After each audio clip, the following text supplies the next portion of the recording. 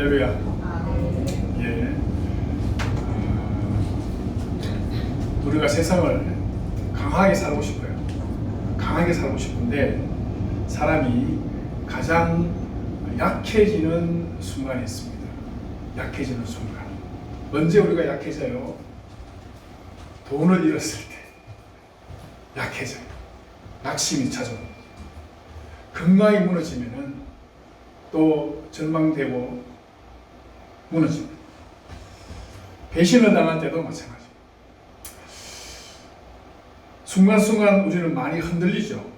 자, 그런데 어떻게 보면은 다 힘들고 어려운 순간이긴 한데 가장 마음 깊이 흔들리는 순간이 언젠가 하면은 내가 가장 사랑했던 것, 내가 정말 가장 소중하게 생각했던 것이 흔들릴 때, 자녀가 흔들리면은 부모의 마음이 흔들리죠. 또 가정이 흔들리면은 인생의 뿌리가 흔들리기도 합니다. 특히 우리가 신앙의 세계 가운데서 기도했던 것들, 오랫동안 기도하면서 하나님의 응답을 기다렸던 그것이 흔들리게 되면은 믿음이 정말 흔들리는 그런 것들을 경험하게 되죠. 오늘 본문을 우리가 너무나 잘 아는 본문, 이 본문을 보면서 한 가지 질문할 게 이런 겁니다. 왜 하필 하나님은 지금 또 왜 이것을 하나님은 흔들고 계신가? 왜 이걸 건드리시냐? 그렇게 한번 질문해 볼 수가 있어요. 왜 제가 가장 사랑하는 것을 하나님이 지금 흔드십니까? 이런 질문이죠. 오늘 이 본문이 우리를 이 질문 앞에 세워요. 여호와께서 이르시되 내 아들, 내 사랑하는 독자 이삭을 번제로 바치라. 번제가 뭐죠? 그냥 뭐 제단에 올려놓는 게 번제가 아닙니다. 번제는 그야말로 우리가 잡는다는 표현을 쓰잖아요. 잡아서 태우는 것이 번제인데 자기 아들을 잡아서 번제로 바치라. 하나님이 지금 이러면 안 되는 거잖아. 하나님이 이룰 수 없는 말씀을, 명령을 하고 계시죠. 자, 여러분, 성경에서 사랑한다, 사랑이라는 단어가 히브리어로 아하브라는 단어예요. 그 사랑한다는 단어가 처음 등장하는 곳이 어딘지 알아요? 오늘 본문에. 오늘 본문에서 사랑하는 이라는 단어가 처음 등장해요. 그런데 그 단어가 뭐하고 같이 등장하냐 하면은 네 아들을 번제로 바치라고 하는 이 장면하고 사랑하는 이라는 단어가 같이 등장합니다. 이야, 이럴 수가 있나. 이건 정말 너무 아닌 것 같아. 그런데 하나님은 네 사랑하는 이라고 딱 밝히고 아들을 번제로 드려라는 이 충격적인 장면이 오늘 장면이에요. 특히 이삭을 그냥 데리고 가라 이렇게만 해도 가슴이 찢어질 건데 네 아들이라고 딱 밝히잖아요. 우리 하나님 잔인하죠. 이렇게 보면 어떻게 보면 하나님 참 잔인하게 우리한테 하실 때가 있어요. 아들, 사랑하는 독자 이렇게 하면서 바치라 이렇게 말씀하셔요.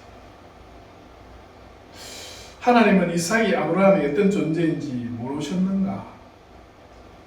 모를 리가 없죠. 너무나 잘 알고 계십니다.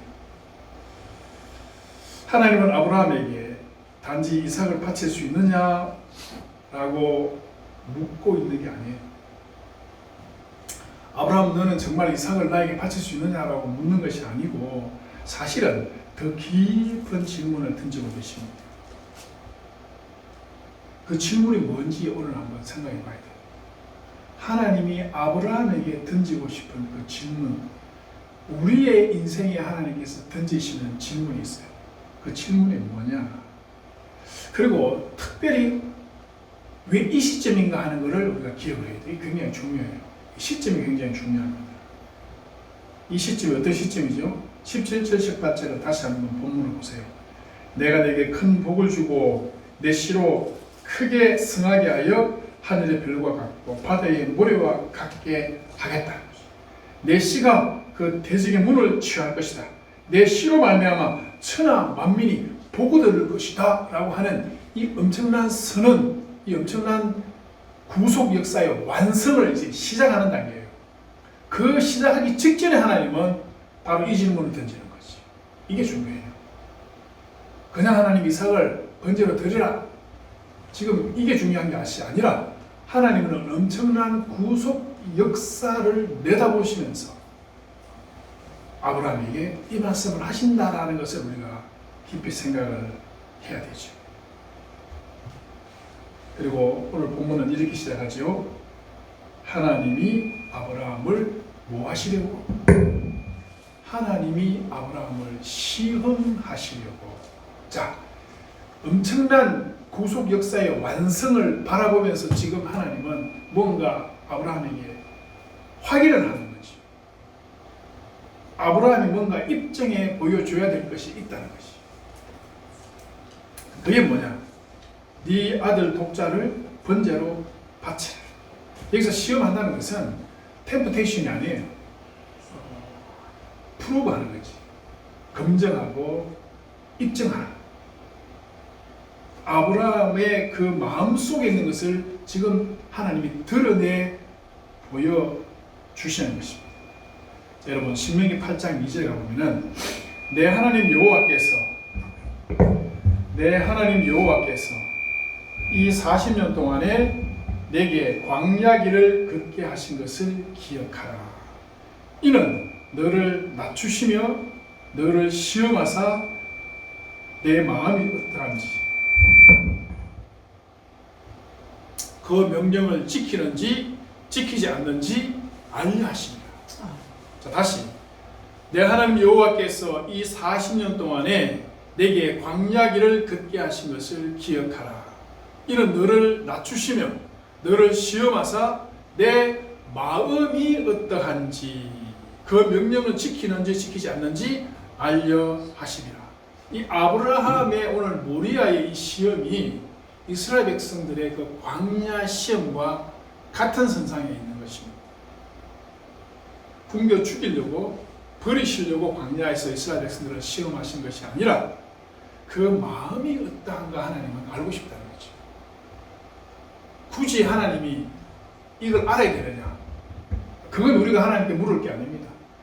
하나님 입장에서는 우리의 마음을 알고 싶다.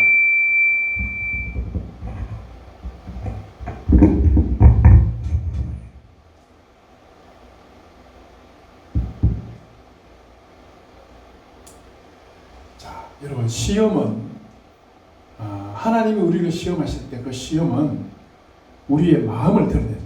마음을 드러내요. 평안할 때는 잘 몰라요. 모든 것이 잘 될 때는 내 마음이 하나님께 있는 것처럼 보일 수 있어요. 그런데 흔들리면은 드러납니다. 하나님 나를 흔드시면은 내 마음속에 있는 것이 무엇인지 드러나게 되었죠. 내가 뭘 붙들고 있는지, 내가 무엇을 의지하면서 살아가고 있는지, 내가 무엇을 하나님보다 더 의지하는지 하는 것이 드러나게 되죠. 어떻습니까? 8장 3절에 가보면 신명기 8장 3절에 너를 낮추시며 너를 줄이게 하시며 광야에서 만나를 먹게 하신 것은 사람이 떡으로만 사는 것이 아니요 여호와의 입에서 나오는 모든 말씀으로 사는 줄을 너에게 알려주고 싶어서 그렇게 하셨다는 거죠. 하나님 우리에게 왜 줄이게 하십니까? 우리를 왜 세상 가운데서 낮추십니까? 애굽의 그 풍성한 그 좋은 먹거리들 놔두고 만나에서 기껏 광야에서 기껏 만나 먹게 하십니까? 라고 우리가 묻기 전에 하나님의 의도는 뭐냐? 너희들이 떡으로만 사는 것이 아니고 나의 입에서 나오는 하나님의 말씀, 이 말씀이 너희들에게 생명이 되는 거다 라는 것을 알려주기 위해서 지금 하나님은 그렇게 하셨다라는 것이죠.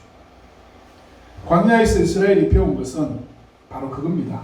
사람이 떡으로만 살지 않는구나. 우리가 가나안 땅에 들어가면은 분명히 사람들은 하나님 말씀보다는 그 떡을 향해서 달려가요. 가나안 땅에 가면은 이스라엘 백성 눈에 보이는 것은 전부 떡밖에 없어요. 그래서 하나님은 광야에서 훈련시키는 거예요. 떡이 아니라 말씀이 너희들을 살리는 것이고 말씀이 너희들의 생명이다. 다시 말해서 말씀은 곧 하나님이시다. 하나님이 너희들의 생명이다. 우상, 세상에 먹음직하고 보암직하고 탐스럽게 할 만한 것들이 그게 너희들의 생명을 살려주는 것이 절대 아니다라는 것을 광야에서 시험하시는 것이죠. 그래서 모리아에서 아브라함에게도 지금 같은 레슨을 하시는 거예요. 아브라함아, 너는 이삭으로 사느냐 하나님으로 사느냐? 이 굉장히 중요한 질문이죠. 이삭이 너에게 축복이냐? 내가 너에게 축복이냐? 네가 기뻐하고 즐거워하는 것이 이삭이더냐? 아니면 이삭을 주신 하나님이더냐? 이겁니다. 아브라함의 이 번제 사건은 창세기 3장과 연결되어 있어요. 창세기 3장에 뭐가 있죠? 아담과 하와가 시험 당하는 그 장면이죠. 모리아에서 아브라함이 서 있는 이 자리가 에덴에서 아담이 실패했던 그 자리와 연결되어 있어요. 우리 보통 창세기 3장 이러면은 아담과 하와가 하나님 말씀에 불순종했구나 그렇게만 생각하면 돼요. 맞습니다. 틀린 건 아니에요. 아담은 하나님 명령을 어겼습니다. 하와가 하나님의 말씀을 의심했고 선악과를 먹었죠. 그리고 그 불순종의 그 뿌리 깊숙한 곳에 있는 게 뭐냐면은 사랑의 실패예요. 본질적 성격은 사랑이에요. 여러분, 하나님을 사랑했다면은 먹음직하고 보암직하고 탐스럽게 할 만한 것 거기에 넘어갔겠어요? 하나님 사랑하시는 것은 뒷전이었다는 거지. 보암직하고 먹음직하고 탐스럽게 하는 것은 자기를 사랑하는 거예요. 자기를 사랑해. 내가 사랑하는 것을 선택한 거예요. 하나님을 선택한 게 아니에요. 하나님 사랑하지 않았다는 것이 이 아담과 하와의 사건의 본질인 것이죠. 어떻습니까? 우리도 비슷하지 않나요?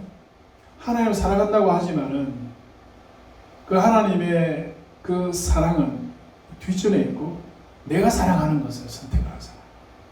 내가 원하는 것. 그러니까 하나님보다 내가 더 사랑하는 게 있다는 것이 우리 삶이 입증을 해주고 있어요. 사실 하나님께서는 모든 것을 먼저 풍성하게 다 주셨어요. 먹지 마라 한 것이 아니라 다 먹으라 그랬어. 다 먹으라 그랬어. 동산에 있는 각종 나무의 열매는 네가 임의로 먹어라. 네 마음대로 해라는 거죠. 먼저 주셨어요. 금지부터 하신 것이 아닙니다. 생명 주셨어. 동산 주셨어. 먹을 거 주셨고 일 주셨고 하와도 주셨고 모든 거 다 주셨잖아요. 그런데 하나님은 단 하나의 경계를 두셨습니다. 그건 뭐냐면 선악을 알게 하는 나무의 열매는 먹지 마라. 하나님의 의도는 왜 선악과를 거기 두셨습니까? 라고 우리를 물어봤는데 그냥 하나님의 의도를 따라가면 돼요. 이 경계는 인간을 괴롭히기 위한 장치가 아닙니다. 이 금지는 어떻게 보면 사랑의 경계죠. 사랑에는 여러분 경계가 있어요. 그 경계를 잘 지켜야 돼요. 그래야 사랑이 유지가 되지 않습니까? 사랑은 내 마음대로 다 하는 게 아니죠. 사랑이라는 것은 상대의 뜻을 존중하는 것이고 특별히 하나님 사랑한다라고 할 때는 하나님 말씀을 신뢰하고 하나님 말씀을 지키는 거예요. 하나님을 사랑하고 하나님 말씀 안에 거하는 것이 그 경계 안에 머무는 것이죠. 자, 그런데 뱀이 그 틈 사이에 들어오잖아요. 하나님보다 너를 더 사랑하라. 네가 원하는 거 있잖아. 그거 하라는 것이죠. 여러분, 죄가 나쁜 것이 아닙니다.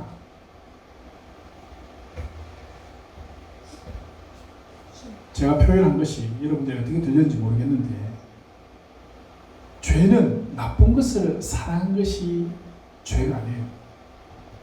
나쁜 것을 사랑한 것이 그게 죄라기보다는 어떻게 보면은 좋은 것을 잘못된 순서로 사랑하는 것이 죄다.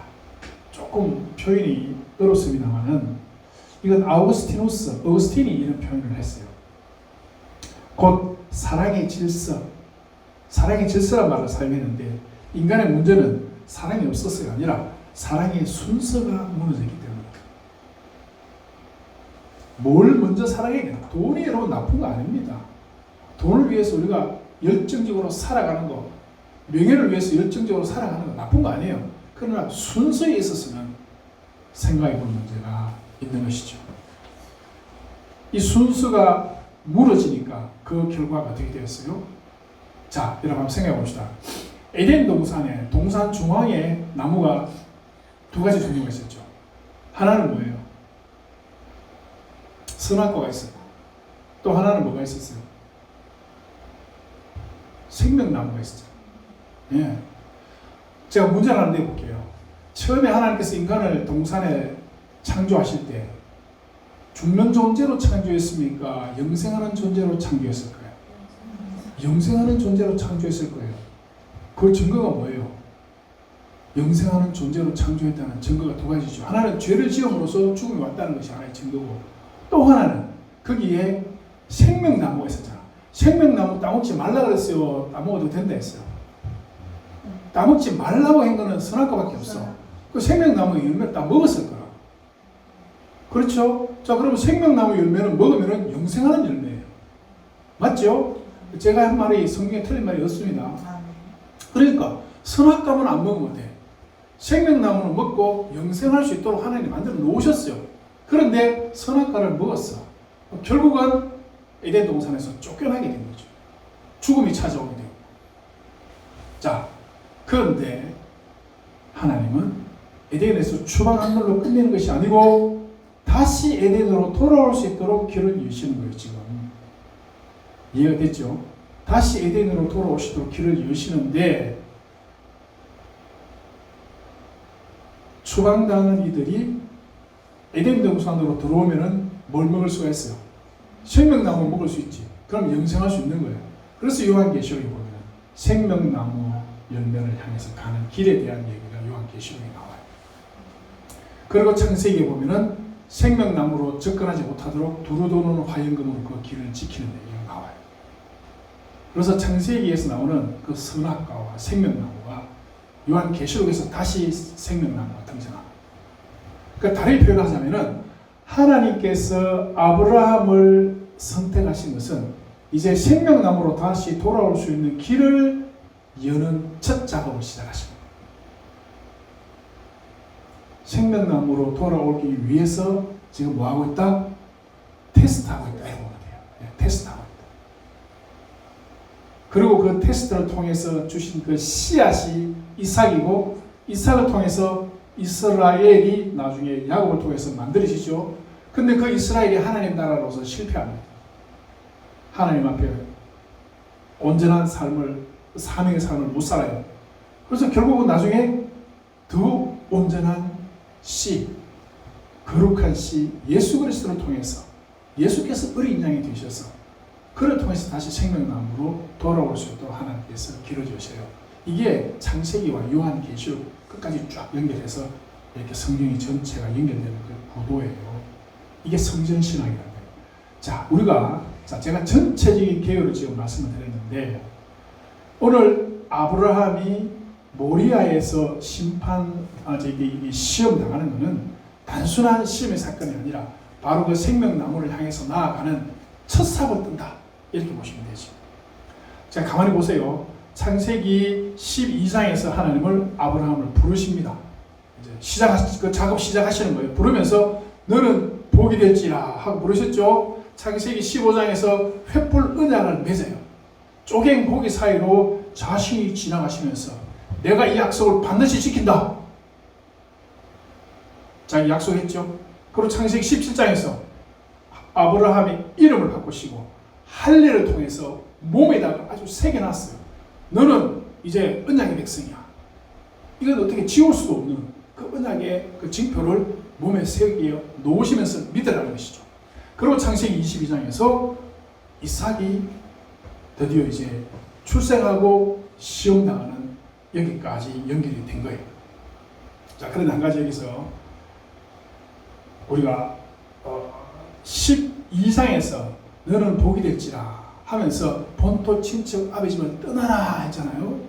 굉장히 중요한 겁니다. 본토 친척 아버지 집을 떠나는 게 아브라함을 통해서 구원 역사를 이루시는 그 과정 가운데 굉장히 중요한데, 오늘 이삭을 데리고 모리아 산으로 가라라고 했을 때 이 말이 같은 말이에요. 본토 친척 아버지 집을 레카 떠나가라 행동하고, 오늘 이삭을 데리고 모리아 산으로 떠나가라 할 때도 레카라는 말이 딱 써요. 굉장히 중요해요. 그러니까 이삭을 데리고 모리아 산으로 가는 게 이게 본토 친척 아버지 집을 떠나는 그 연장선상에 있다는 것을 우리는 성경 본문을 통해서 알 수 있어요. 여러분, 우리에게 있어서 결단이 필요합니다. 무슨 결단이 필요해요? 아브라함에게는 갈대아 우르를 떠나서 하나님 나라를 향해서 가는 그 결단이 필요했어. 그리고 모리아 산을 향해서 자기가 가장 사랑하는 것을 바치기 위해서 떠나가는 결단을 하나님께서 아브라함에게 요구하셨어요. 오늘 우리에게도 그 사명이 그대로 적용이 돼요. 너무 부담스럽죠. 너무 부담스럽지만 우리에게도 하나님은 레카 하나님 나라를 향해서 떠나가라. 하나님 나라를 향해서 네가 가장 소중하게 여기는 것을 희생할 수 있느냐라고 묻는다고. 이게 구속 역사에서 굉장히 중요한 과정이고 장면이에요. 오늘 창세기 22장을 그냥 단순하게 뭐 아브라함의 순종, 아브라함의 믿음 이렇게만 설교하면은 너무 이 본문의 가치가 너무 아까워요. 이 본문은 단순하게 그런 본문이 아니에요. 시험과 사명과 결단 사이에 굉장히 중요한 것이 있다는 것을 우리는 마태복음 3장 17절에서 알 수 있죠. 예수님께서 시험 당하시기 전에 이는 내 사랑하는 아들이요 했어요. 이삭에게 네 사랑하는 아들 했듯이 예수 그리스도를 향해서 사랑하는 아들이다. 그 이삭과 예수님은 여러분 상징 관계예요. 같은 관계에 있다고 보시면 돼요. 사랑하는 이라고 해놓고 지금 뭐였어요? 광야로 데려가서 시험합니다. 똑같습니다. 이삭과 지금 예수 그리스도와 같은 관계에 있어요. 자, 시험할 때 거기에 등장하는 시험의 종류가 뭡니까? 첫 번째, 네가 하나님의 아들이거든 하면서 돌로 떡덩이가 되게 해서 먹어라. 자, 돌을 떡만 대로 먹는 것은 나를 사랑하는 거예요. 내 의지대로 내 하고 싶은 거를 하는 거죠. 그래서 예수님에게 네 사랑하는 것을 네가 하면 되지 않느냐, 네 좋아하는 건 네가 하면 되지 않느냐, 네 필요한 건 하라 라고 지금 사탄이 시험하는 거죠. 사탄의 시험은 아담과 하와에게 했던 시험이 예수님에게 그대로 적용 지금 되고 있는 거죠. 성전 꼭대기에서 뛰어내려라. 네 자신이 하나님의 아들이라면 증명해보라는 거야. 네가 하나님의 아들이면 네 뛰어내리면 천사들을 보내가지고 너를 건질 거 아니냐. 그러니까 네 자신이 하나님의 아들이라는 걸 증명해보라는 거지. 이것도 자기 사랑이에요. 네가 너를 사랑하는 것을 증명해라는 것이지. 세 번째, 나에게 경배하면 내가 세상에 있는 모든 것 다 너한테 주겠다. 이것도 자기 사랑이에요. 세상에 있는 모든 것들 위해서 내가 어뜸이 되고 싶어하는 내 사랑. 그 세 가지 사랑.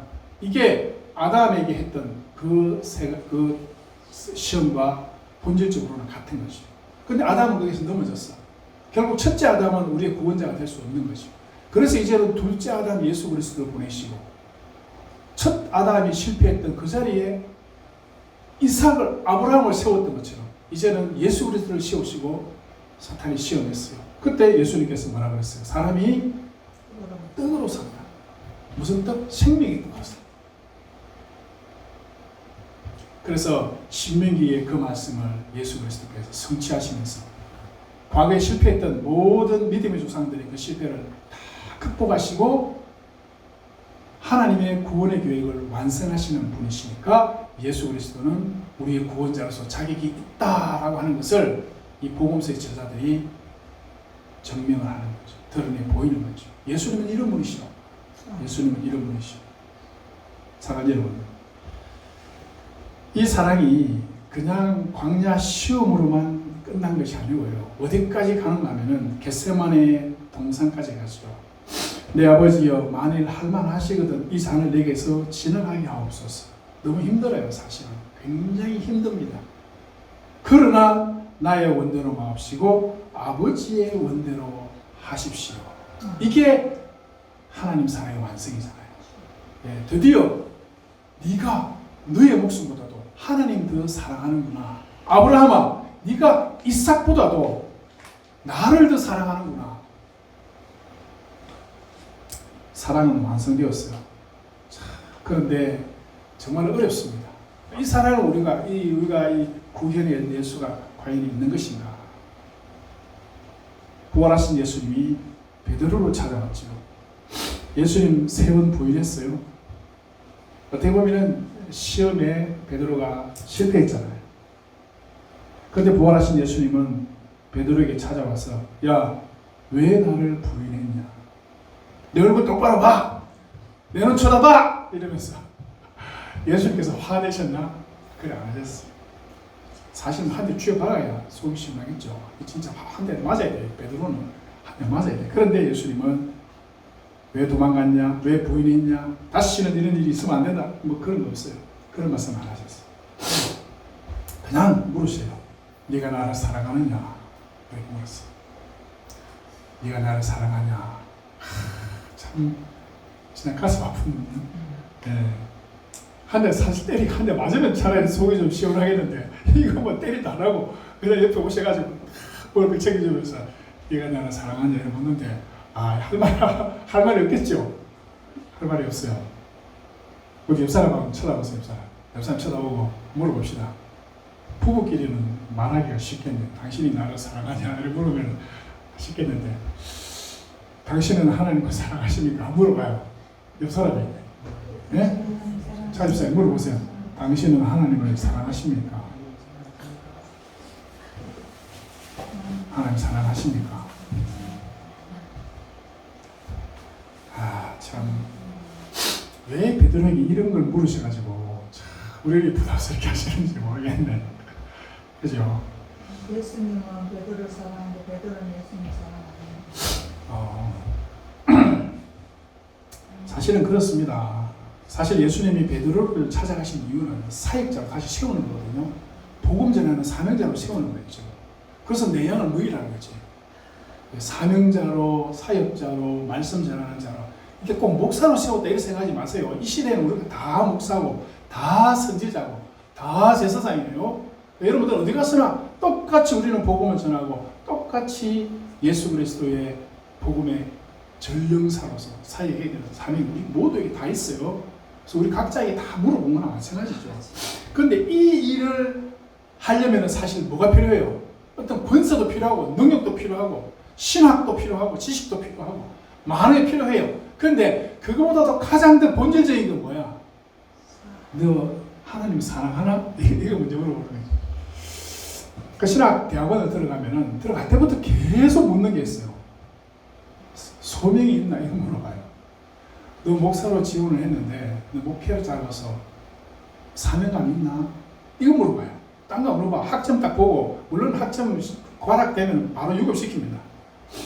저는 참 하나님 은혜로 3년 동안 그 비염 때문에 그렇게 고생하면서도 유급 한 번 안 되고 그래도 잘 통과해가지고 순조롭게 참 나온 게 하나님 은혜인데 우리 많은 목사님들이 이 1학년, 2학년, 3학년 할 때 거기 걸려가지고 얼마나 많이 유급되고 그런 일이 신학대학원에서 벌어지는데 그것보다도 더 중요한 게 뭐냐면은 이런 질문. 목사로서의 소명이 있나? 하나님이 너를 목사로 불렀다는 걸 우리가 확신하나? 이거 자꾸 물어봐요. 들어갈 때도 묻고 1학년에서 2학년 올라갈 때도 묻고 2학년에서 3학년 올라갈 때도 묻고 졸업할 때도 묻고 목사 안수할 때도 물어봐요. 왜냐하면 이게 본질이기 때문에 그래요. 이게 중요하기 때문에. 처음에는 하나님 사랑합니다. 모든 것을 다 바쳐서 주를 위해서 일하겠습니다. 그 마음이 있지만 이게 이제 목회를 하다 보면은 그게 안 돼요. 오히려 만약에 세상 일이라도 진짜 하면서 목회를 하려 치면은 이 둘 중에 하나를 선택해야 돼요. 절대 이 두 개가 병행이 잘 안 되더라고요.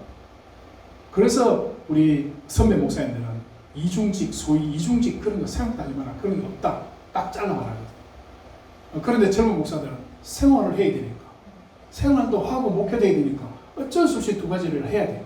그 두 가지 하면 잘 되느냐 하면은 스스로가 알아요. 잘 안 된다는 거 우리가 알아. 그래서 늘 가슴 아픈 거예요. 늘 하나님 앞에 죄송하고 하나님 앞에 미안하고, 그러면서도 그 버텨나가는 그건 하나님 보시는 거거든요.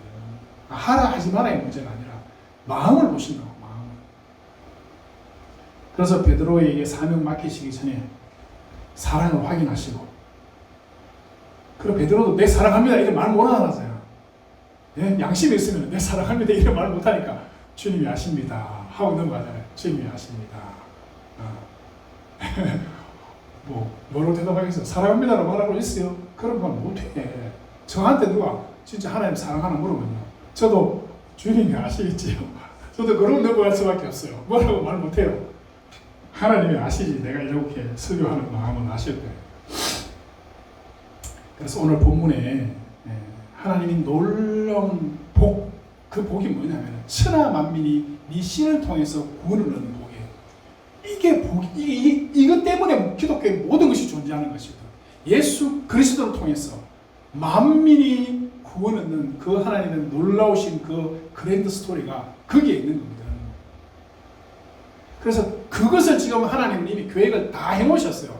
계획을 다 해놓으시고 첫 삽을 떼면서 아브라함에게 모리아서 나가서 이 삽을 번제로 바치라. 여러분, 근데 그 가니까 뭐 있었죠? 순양이 걸려 있었잖아요. 근데 그 수양이 언제 있었을까? 수양이 그냥 이게는 우리가 그냥 추측해 보는 거예요. 추측. 수양이 언제 수풀에 걸려 있었을까요? 바치려고 딱 하는 그 순간에 수양이 딱 거기 걸렸을까? 네, 맞아요. 선생님 말씀처럼 하나님은 처음부터 거기 수양을 딱 거기 갖다 놨어요. 그래서 여호와 이레라, 여호와 이레의 하나님 미리 준비 다 해놨어 거기에. 그래서 사실은 그래요. 내가 주를 위해서 죽겠다라고 딱 생각하면 하나님은 안 죽입니다. 준비해 놓으세요. 근데 주를 위해서 안 죽으려고 하니까 그래 네 죽을 때까지 한번 죽어봐라 그러면서 하나님이 계속 물먹이는 거예요. 죽으면은 하나님 준비해 놓아요. 예. 저는 목회하면서 그런 거 많이 느껴요. 하나님이요, 벼랑 끝까지 딱 데려가면 하나님 이리 가면 벼랑 끝인데요. 이리 가면 안 되는데 이리로 가면 안 돼요. 하는데도 하나님 끝까지 데리고 가요. 데리고 벼랑 끝에 딱 세워요. 아, 이제는 하나님이 설마 건져주시겠지. 근데 하나님이 벼랑 끝에서 밀어요. 너무 틀어요. 밀어요. 넘어지도록 밀어. 아, 잔인하죠. 그 채밖에 죽는다고 포함 지르면 땅바닥에 떨어져서 죽은 것 같은데 보면은 안 죽었어. 딱 그때 하나님 건지시더라고. 제가 목회하면서 그런 걸 경험을 몇 번 해봤어요. 그래서 이런 거 설교할 때 설교하기가 쉽지 않습니다. 마음이 왠지 깝깝한 게 이게, 그러나 하나님은 하신다. 다시 말씀드리면 여러분, 우리를 통해서 하나님이 그 놀라운 사역을 지금 하나님 해나가시기 원하시거든요. 당연히 우리에게 안 묻겠어요. 아브라함에게만 묻겠습니까? 우리에게도 묻지요. 네가 나를 사랑하냐? 그리고 베드로에게도 묻고 물어요. 이 무릎에서 예, 제가 주님 사랑합니다 라고 대답할 수 있어야 되는 거죠. 좀 더 구체적으로 한번 적용을 해본다면, 내가 너한테 준 것보다도 나를 더 사랑하냐? 이런 데 보이시는 거죠. 우리에게 준 게 많아요. 우리에게 주신 달란트들도 있고 여러 가지 은사들도 있고 가족들도 있어요. 심지어 또 사실은요, 양을 갖다 바치라 그러면 100마리라도 갖다 바칠 수 있어. 그런데 내 사랑하는 아들이고 내 사랑하는 독자잖아요. 그 아들 때문에 아브라함이 지금 25년 동안, 우리가 창세기를 쭉 봤지만 얼마나 많은 우여곡절을 겪어가지고 지금 이 이삭이 탄생된 겁니까? 그런데 그걸 갖다 바치라 그러니까. 그런데 본문에 보면은 아브라함이 한 번도 고민하는 흔적이 없어요. 그냥 새벽에 갈 준비를 그냥 딱 하는 장면부터 바로 나오잖아요. 광야의 이스라엘 백성들이 이 아브라함과 이삭의 얘기를 들었을 때 하나님이 자기들에게 뭘 원한다는 것을 알았을 거예요. 아, 하나님이 우리에게 원하시는 이거구나. 그래서 신명기에서 가나안 땅 딱 들어가기 직전에 말씀하는 거예요. 하나님이 너희들 마음을 알고 싶어 하신다. 그 말은 몰라서 알고 싶어 한다는 게 아니잖아요. 마음을 정하라는 거예요. 하나님을 사랑한다는 그 마음을 확정해라. 그러고 가나안 땅으로 들어가라는 거예요. 그래서 이게 출애굽기에 있지 않고 신명기에 있다니까. 신명기에. 네? 신명기에 있어요. 가나안 땅 직접 가나안 땅 저기 보면서 모세가 신명기를 지금 전해준 거거든요. 그 신명기에 있다는 것은 너희들 가나안 땅 저기 보이는데 저기 들어가기 전에 하나님이 너희들의 구주시고 하나님이 너희들을 출애굽하게 하신 바로 그 하나님이시고 하나님이 너희들이 광야에서 만나와 매출하여 주신 분이시고 하나님이 너희들을 광야에서 바위에서 샘을 쏟게 해서 먹이신 분이라는 것을 기억하고 가나안 땅에 들어가라. 오늘 우리가 이 세상을 살아가는 것도 그렇습니다.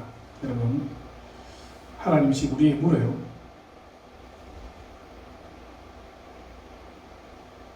여러분들에게 있는 이삭, 여러분 가슴 속에 있는 이삭이 있어요. 여러분 붙들고 있는 이삭, 저도 붙들고 있는 게 있어요.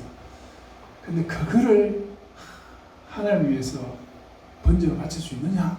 라고 물으시는 거죠.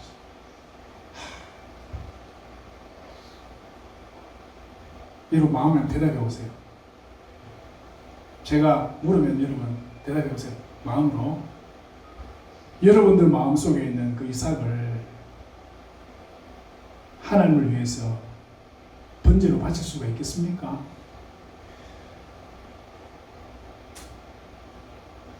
하나님은 그걸 오늘 물으십니다.